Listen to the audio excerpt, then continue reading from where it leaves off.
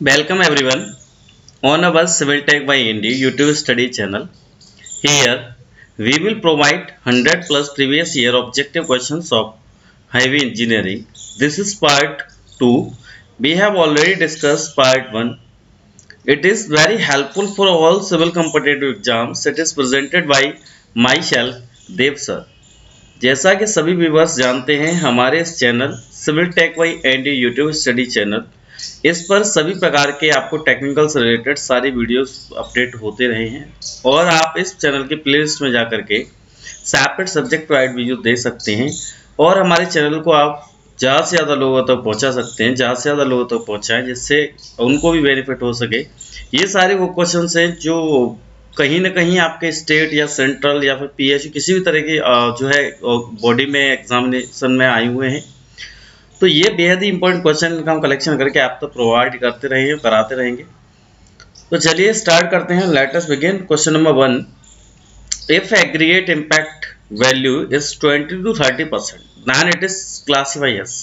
देखिए question generally क्या है, क्वेश्चन कह रहा है कि अगर आपका एग्रीगेट इम्पैक्ट जो वैल्यू होती है उसका जो रिजल्ट आता है एग्रीगेट पर, जब आप इम्पैक्ट टेस्ट करते हैं, जनरली इम्पैक्ट टेस्ट क्यों करते हैं ये भी आपको पता होगा। इम्पैक्ट टेस्ट हम जनरली क्यों करते हैं, because we want to determine the toughness of the aggregate. हम एग्रीगेट की क्या निकाल रहे हैं, टफनेस निकाल रहे हैं। तो टफनेस के लिए क्या करते हैं आप, इम्पैक्ट टेस्ट करते हैं, राइट। तो उसमें जो सेटिस्फैक्ट्री रिजल्ट होता है उसका जो वैल्यू आता है वो 20 to 30% अगर आ रहा है तो इसको कैसे क्लासीफाई किया जाएगा, then it is classify as. देखिए अगर आपका वैल्यू 20 से लेकर के 30 के बीच में वेरी कर रहा है, 20 to 30% आ रहा है, तो it is satisfy for road surfacing. किसके लिए होगा, रोड सरफेसिंग होगा।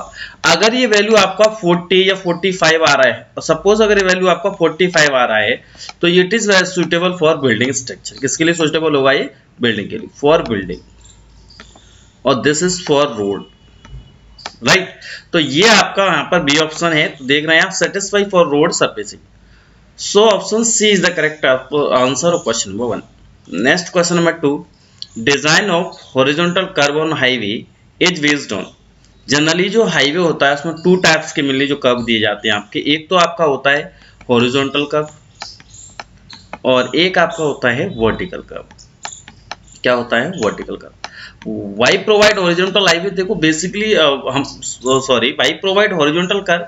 अगर हॉरिजॉन्टल कर्व की बात हो रही तो हॉरिजॉन्टल कर्व क्यों प्रोवाइड किए जाते हैं। देखिए horizontal curve it is basically provide to change the direction of the road, right. जब भी रोड की डायरेक्शन चेंज करनी हो आप हॉरिजॉन्टल कर्व प्रोवाइड कराएंगे।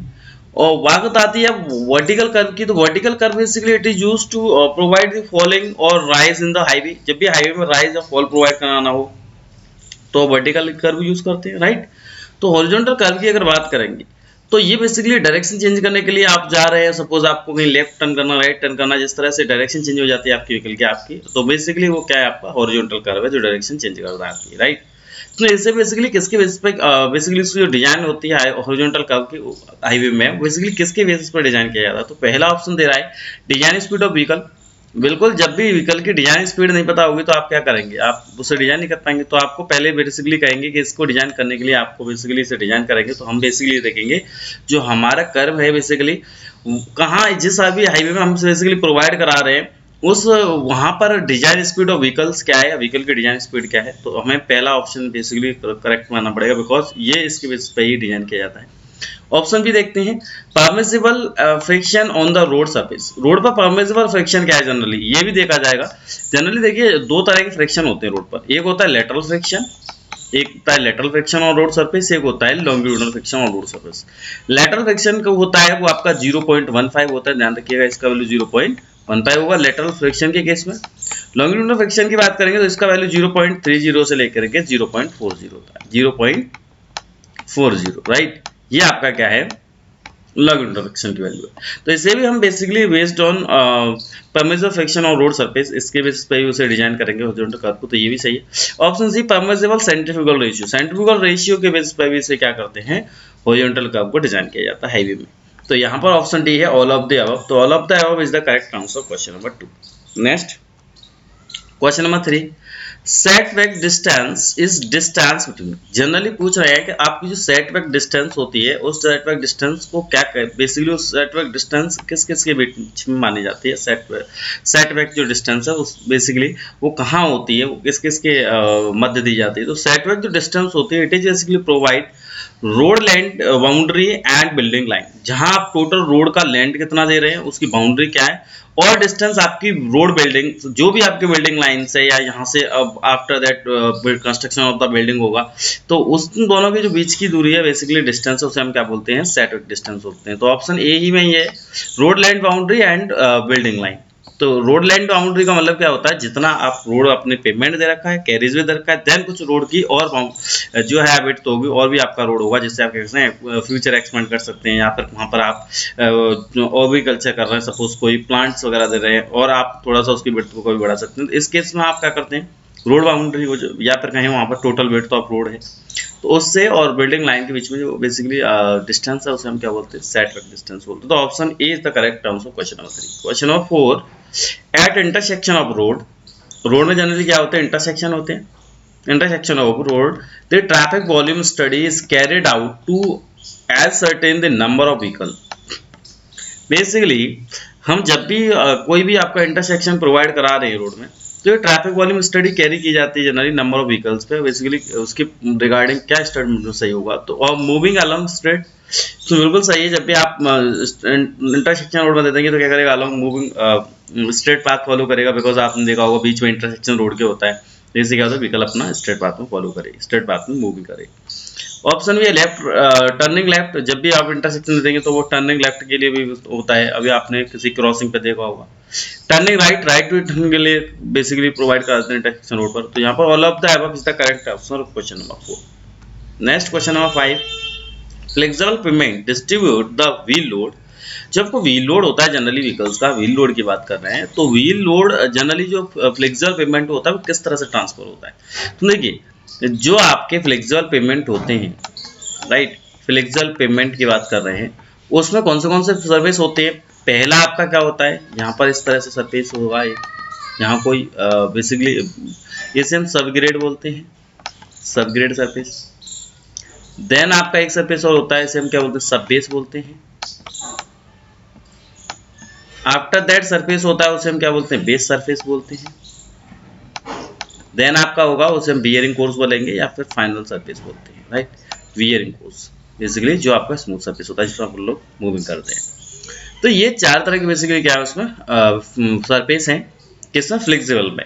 तो यहाँ जो लोड ट्रांसफर होगा वो through a set of layer to the subgrade. Load total कहाँ पर जाएगा, सॉइल पर जाएगा। सॉइल कहाँ होगी, यहाँ सबग्रेड के बाद ये सॉइल है सारी, यहाँ पर ये देख रहे हैं ये सारा सॉइल है। तो जनरली जो ये जो लोड है ये आपका ट्रांसफर कैसे होता है, पूछ रहा है, flexible pavement distribute the wheel load, जो आपका व्हील लोड ट्रांसफर कैसे होगा, through a set layer to the subgrade, जो भी आपकी लेयर है उनके थ्रू ट्रांसफर होता है, राइट, या ग्रेन टू ग्रेन ट्रांसफर होगा। अगर कहीं रिजेक्ट पेमेंट होता, इन केस ऑफ रिजेक्ट पेमेंट, ध्यान दीजिएगा जरा, इन केस ऑफ रिजेक्ट पेमेंट तो लोड आपका कैसे ट्रांसफर होगा, डायरेक्टली टू सबग्रेड ट्रांसफर होगा, बिकॉज वहां पर कोई आपकी जो लेयर है वो ऐसा कॉम्बिनेशन नहीं देती है। वहां पर आपका एक सब बेस लेयर है, ये नहीं होता, सिर्फ वहां पर सबग्रेड होता है, बेस होता है और बियरिंग कोर्स होता है, तो उसका लोड डायरेक्टली ट्रांसफर हो जाता है। तो जहां इस तरह से लोड का जो है ट्रांसफॉर्मेशन रहती है। तो यहाँ पर जो है आपका लोड कैसे ट्रांसफर होगा, through set of layers to the subgrade. So option C is the correct answer question number 5। Question number 6, when load is applied on concrete pavement, जब आपका लोड कंक्रीट पेमेंट पे अप्लाई होगा तो उसके regarding क्या statement सही है इसमें। तो पहला ऑप्शन देखते हैं, away from edges the maximum bending moment is negative. Option B है, away from edges the maximum bending moment causes compression. Option C है, on the edges the maximum stress is parallel to the edge of the slab. बिल्कुल यही option आपका सही है, जो आपका basically load applied होता है कंक्रीट सरफेस पे वो क्या करता है, एजेस पे अप्लाई होता है और मैक्सिमम जो स्ट्रेस होती है वो parallel to the edge of the slab होती है। So option C is the correct answer question number 6। Question number 7, the fundamental factors in the selection of pavement type is, जो आप पेमेंट टाइप बेसिकली देख रहे होंगे कि कौन सा पेमेंट टाइप को रिजिड हुआ, फ्लेक्सिबल हुआ, तो उसके बेसिस पर फंडामेंटल फैक्टर्स कैसे सेलेक्ट किए जाते हैं। बेसिकली फंडामेंटल फैक्टर क्या है उसके लिए, तो पहला क्या क्लाइमेट कंडीशन पर है, क्या आपका type and intensity of traffic पर है, क्या आपका सब grade soil and drainage condition पर है, क्या availability of fund for construction project. तो ये availability for fund for construction project ये तो नहीं है इसका ऑप्शन, बेसिकली ऐसा नहीं होता है कि फंड की अवेलेबिलिटी देख करके हम क्या करें, रोड का टाइप देख लेंगे भाई हम फ्लेक्सिबल देंगे, ऐसा नहीं देंगे बेसिकली। या सब ग्रेड सॉइल को या ड्रेनेज कंडीशन को देखे, ऐसा भी नहीं होता, इसको भी इंप्रूव किया जाता है, इसमें भी काफी सारे आप एप्लीकेशन लगा देते हैं, इसको भी बेसिकली चेंज कर सकते हैं आप लोग। Basically type and intensity of traffic को प्रायोरिटी देते हैं हम लोग, किसको देते हैं, टाइप। बेसिकली आपका टाइप कैसा है ट्रैफिक का, है ना, और इंटेंसिटी क्या है ट्रैफिक की, कितना वहां पर बेसिकली मास ट्रांजिट होगा, क्या बेसिकली वहां की इंटेंसिटी रहेगी ट्रैफिक की। तो इसको देख करके हम लोग क्या करते हैं, फंडामेंटल फैक्टर मानते हैं इसे जब भी हम सिलेक्शन करते हैं पेमेंट टाइप का। यहाँ पर पेमेंट टाइप का बेसिकली आप जो है फ्लेक्सिबल देंगे या फिर यहाँ पर जो है पेमेंट आप कैसे देंगे, रिजेक्ट देंगे। तो इसको चेक, इसको बेसिकली इसके पॉइंट ऑफ व्यू से हम लोग क्या करते हैं, वहाँ पर type and intensity of traffic देखते हैं, देन हम क्या करेंगे उसे फंडामेंटल फैक्टर मान के उसी हिसाब से हम लोग पेमेंट टाइप डिसाइड कर देंगे, right. So option B is the correct answer question number 7। Question number 8, pick up the correct statement from the following. ये सारे स्टेटमेंट देखें, इसमें से करेक्ट स्टेटमेंट बताइए, ये पूछ रहा है, राइट। कौन सा इसमें से जो है करेक्ट स्टेटमेंट। तो पहला ऑप्शन देखते हैं, various geometric design features and generally guided by ruling design speed. Ruling design speed के द्वारा ही गाइड की जाती है जो भी आपके जियोमेट्रिक डिजाइन फीचर्स रहते हैं। तो ये ऑप्शन आपका कैसा है, सही है। ऑप्शन बी है, the design speed for a given highway should prefer be uniform. तो वहाँ पर जो आपकी बेसिकली डिजाइन स्पीड है वो कैसे होनी चाहिए, यूनिफॉर्म होनी चाहिए, प्रेफर यूनिफॉर्म ही करते हैं हम उसकी डिजाइन स्पीड को, तो ये भी सही है। Option C, abrupt change in the design speed should not be permitted. एकदम हम कोई चेंज नहीं कर सकते किसी भी डिजाइन स्पीड में, कि आपने डिजाइन स्पीड पहले कुछ दे दी, देन आप स्पीड को एकदम ही चेंज कर दिया, वाली 80 दे दी, देन आप क्या कर रहे हैं 20 या 30 50 दे रहे हैं। तो इस तरह से हम चेंज परमिशन नहीं करते कि इस तरह की स्पीड को चेंज कर दिया जाए। एब्रप्ट एकदम बहुत ही जल्दी आपने क्या कर दिया, स्पीड को चेंज कर दिया, जो भी आपकी डिजाइन स्पीड है किसी भी रोड पर, तो ऐसा नहीं कर सकते। तो यहाँ पर ऑप्शन क्या होगा, कौन सा ऑप्शन ज्यादातर से प्रायोरिटी में सही जाएगा, ऑल ऑफ द हम लगा देते हैं, लेकिन बेसिकली यहाँ पर जो इसका जो वेरिएशन है हमें यहाँ क्या करना है, करेक्ट पिकअप करना है। तो करेक्ट पिकअप में बेसिकली कौन से होंगे, ए और बी में से कौन सा ज्यादा बेसिकली ज्यादा करेक्ट माना जाएगा। देखिए ऑप्शन है बोथ होता है यहाँ पर, बोथ ए एंड बी, तो हम दोनों को ही ले लेते, राइट।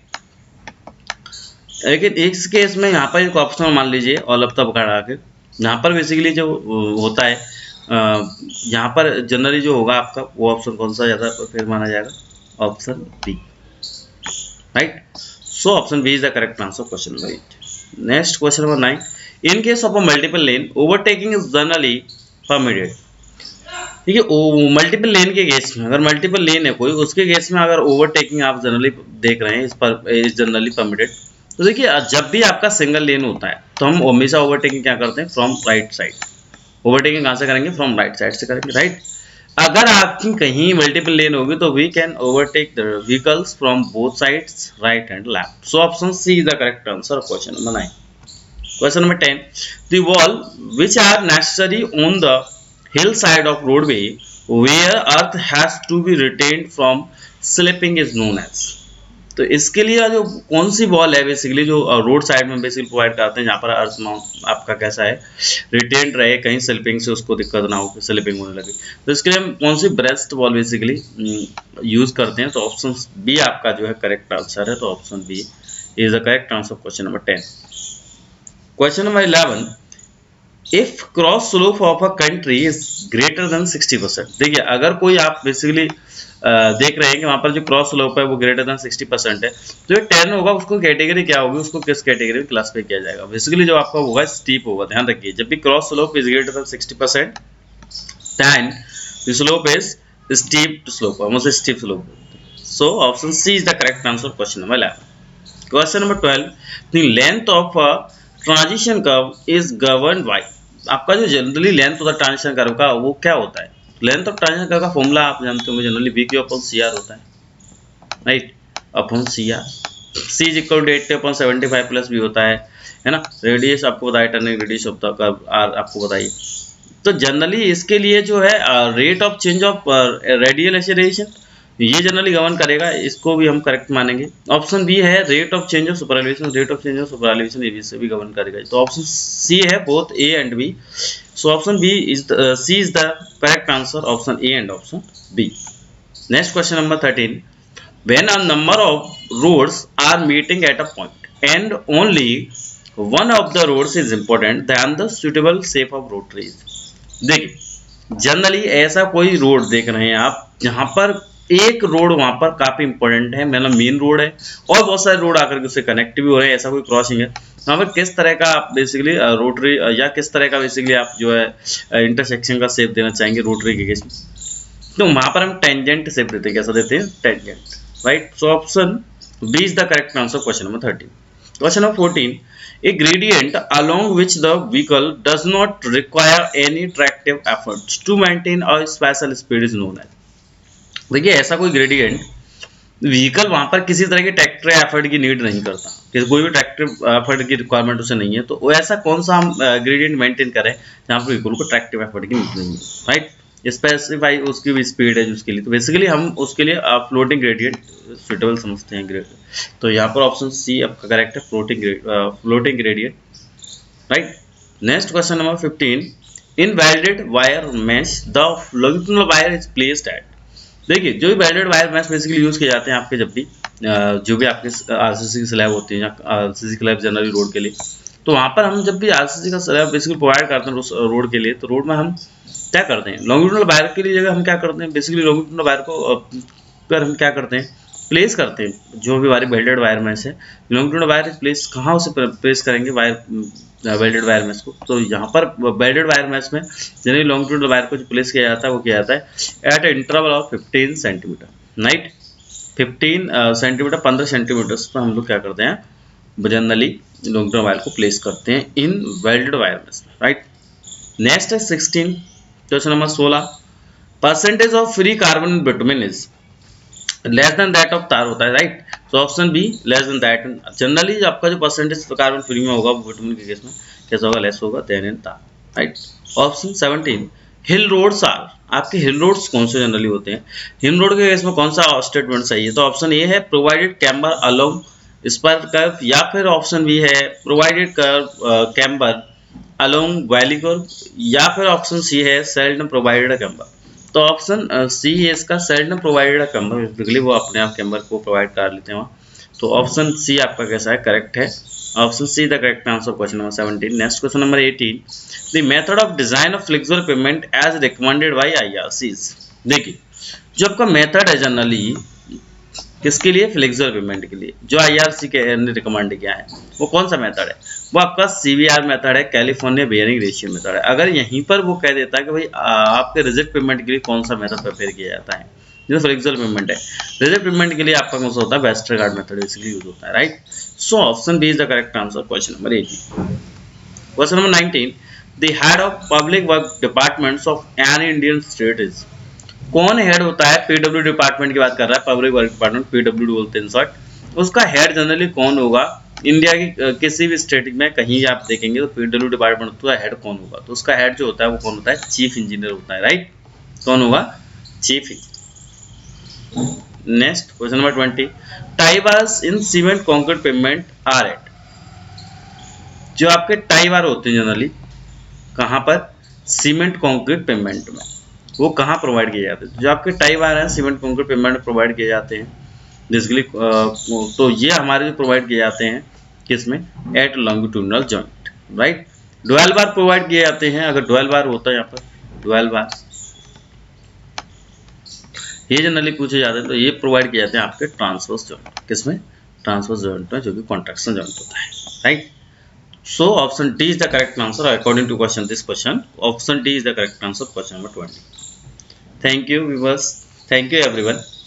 तो आप सभी से बस यही उम्मीद करते हैं कि आप सब हमारे चैनल को सब्सक्राइब करें, लाइक करें, शेयर करें, जिससे हमें मोटिवेशन मिलता है और इसी मोटिवेशन से हम आगे कंटिन्यू काम करें। और अब आने वाले वीडियोस पर और हम अच्छा करने वाले हैं, बेसिकली कोई 100 प्लस की सीरीज चल रहे हैं अभी, 100 प्लस सीरीज को ओवर करने के बाद हम लोग 500 प्लस की सीरीज भी लाने वाले हैं। तो आपका सपोर्ट हमारे लिए बेहद जरूरी है, आप हमें सपोर्ट कीजिए, चैनल को ज़्यादा से ज़्यादा शेयर करिए, कमेंट करिए और चैनल को सब्सक्राइब करिए, करवाइए। थैंक यू, जय हिंद, जय भारत।